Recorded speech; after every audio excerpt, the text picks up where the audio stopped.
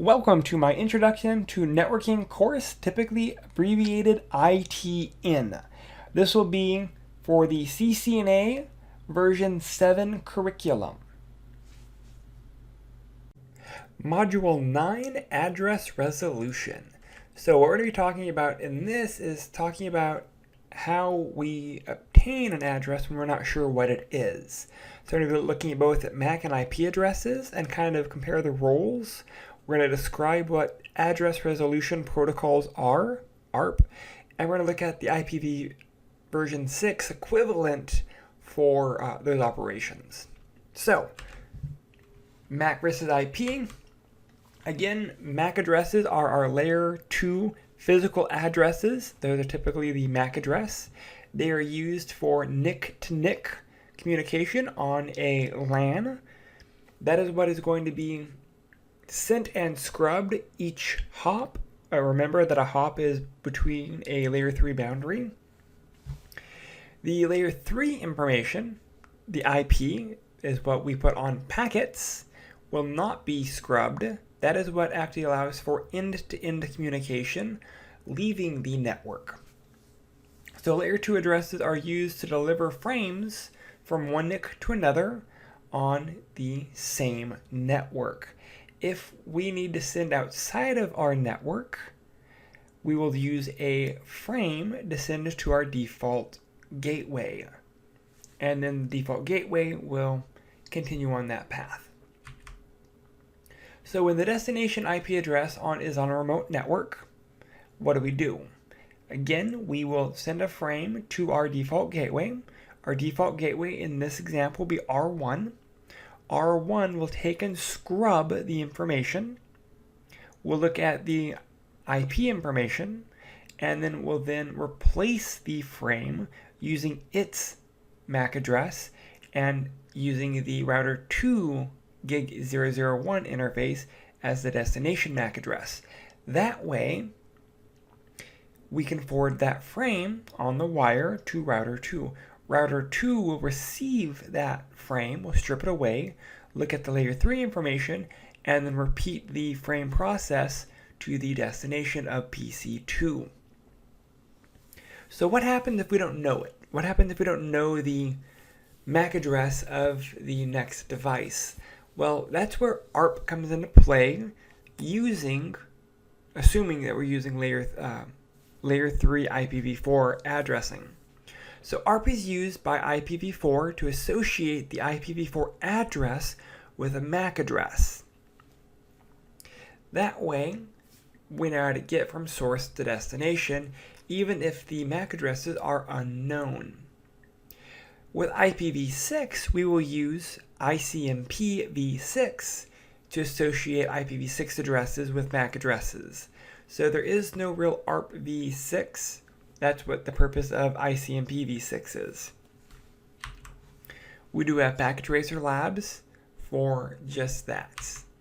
Moving on, we have, again, ARP overview, address resolution protocol, so we can understand how it works.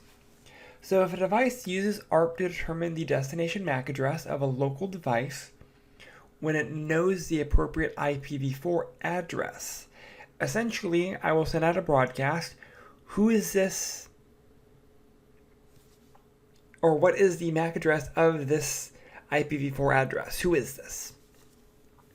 And ARP will be sent, and the appropriate response will come from only the device, the end device that has that IP address. Everyone will get it, but only the appropriate device should respond. This allows for maintaining an address table, an ARP table, for MAC addresses and IPv4 addresses. The ARP function is again to send a frame to a device that will search for the ARP table of the destination. Essentially, again, we'll send out a broadcast. Who is this? We can either look at tables of ARP requests, or we can send the broadcast to everyone, and only the end device that has the matching address, logical address, IP address, should respond. If the destination IPv4 address is on a different network, the device will search the ARP table for the default gateway. So if we need to send it outside of our network, we will be figuring out the MAC address for our default gateway, and then we will go from there. If there is no ARP table entry, then the device will send an ARP request. So we try to look at our table. That will be the table that we have, that the current end device actually has for all of the MAC addresses and IP addresses for the network. If it's not on there, we will send the ARP request. Realistically, these tables are updated fairly frequently, but it's just like having a MAC address table, except we're tying in layer 3 information. Videos for these are done in a separate lecture. So how do we remove entries from that ARP table? We can actually look at our command line, and we can actually let them age out. The duration of the ARP cache timer will be different depending on the operating system, Windows 10 versus Mac OS X versus Linux, or the variation of Linux that you're running.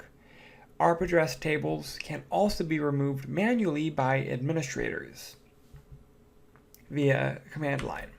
So if we're looking at our command line via router, the router will have an ARP table. If we are looking at our ARP table on individual devices, we could do an ARP TAC A, and that will be at a command terminal. That allows us to see our IP addresses and physical addresses that have been learned. Again, if we're on Windows 10, at a command line, ARP space TAC A will bring up your ARP table. So what are some of the issues with ARP? Well, ARP requests are received and processed by every device on a network. Excessive ARP broadcasts can cause the network to slow down. So ARP replies can also be spoofed. So this allows threat actors to do ARP poisoning.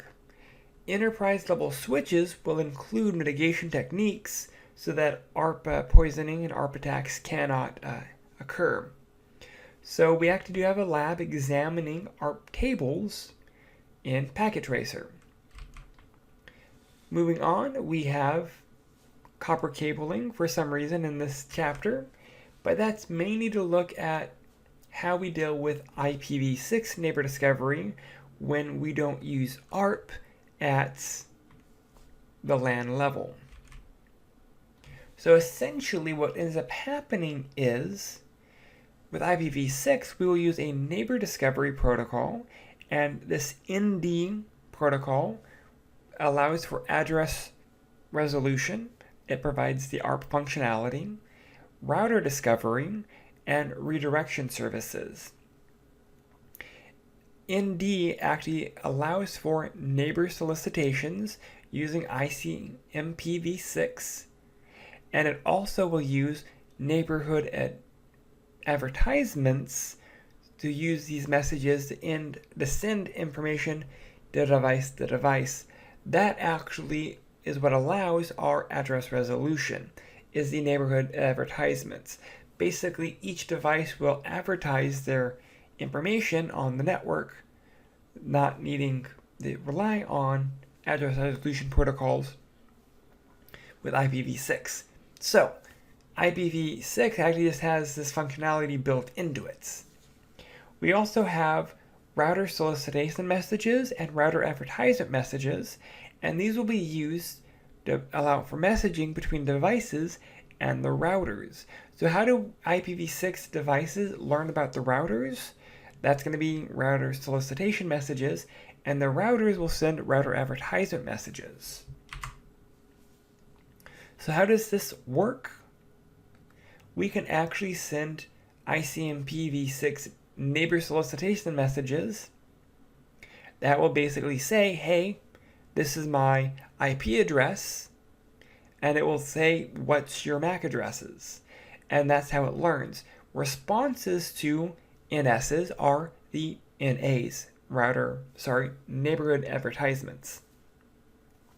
And that will be, this is my IP address, here's my MAC addresses. So NS's are our broadcasts, requesting our MAC addresses, sending our IP addresses, and NA's are responses. Here's my MAC address, here's my IP address. Again, we have packet tracers for this as well. And that is actually our chapter in a nutshell. Again, ARP using IPv4 and ICMPv6 for our IPv6 address resolution. So what did we learn in this chapter? We talked about layer 2 and layer 3 addressing. We talked about how ARP functions, how we get MAC addresses, how we get MAC addresses for our default gateway. We talked about how to look at our ARP tables on a router and PC, and we kind of learned how IPv6 functions both in router solicitation, router advertisements, and neighbor solicitations and neighbor acknowledgement or advertisement functionality. So that gives us a basic level for our address resolution protocols for IPv4 and IPv6. That is this chapter in a nutshell. If you have any questions or concerns, please reach out. Thank you.